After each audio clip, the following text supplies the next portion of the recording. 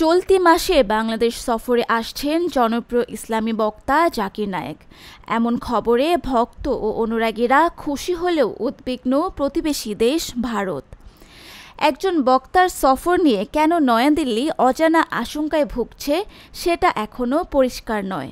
যদিও ৩০ অক্টোবর দেশটির পররাষ্ট্র মন্ত্রণালয়ের নিয়মিত ব্রিফিংয়ের মুখপাত্র রণবীর জয়সওয়াল বলেছেন, ভারত আশা করে জাকির নায়েক ঢাকা সফরে গেলে তার বিরুদ্ধে যথাযথ পদক্ষেপ নেবে বাংলাদেশ সরকার। জয়সওয়ালের এমন বক্তব্যের পর একটু কৌশলী উত্তর দিয়েছে ঢাকা। এ নিয়ে পররাষ্ট্র মন্ত্রণালয়ের মুখপাত্র এস.এম. মাহবুবুল আলম বলেন, আমরাও বিশ্বাস করি কোনো দেশের অন্য দেশের কোনো অভিযুক্ত বা পলাতক ব্যক্তিকে আশ্রয় দেওয়া উচিত নয়। যাকে নিয়ে দুই দেশের মধ্যে চলছে কথার চালাচালি, সেই বিখ্যাত স্কলার বিতর্কিত বক্তব্য ও মানি লন্ডারিংয়ের অভিযোগ নিয়ে ভারত ছাড়েন ২০১৬ সালে। এরপর স্থায়ী বাসিন্দা হন মালয়েশিয়ায়, আর তাকে পলাতক হিসেবে উল্লেখ করে গ্রেপ্তারি পরোয়ানা জারি করে ভারতীয় আদালত।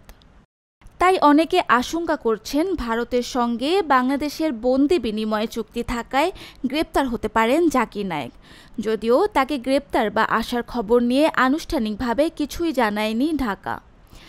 একই সঙ্গে যে প্রতিষ্ঠানের আমন্ত্রণে ঢাকা আসছেন সেই স্পার্ক ইভেন্ট ম্যানেজমেন্ট জানিয়েছে, সব কিছু ঠিক থাকলে ২৮ অথবা ২৯ নভেম্বর আসবেন জাকির নায়েক, থাকবেন পুরো ১ মাস।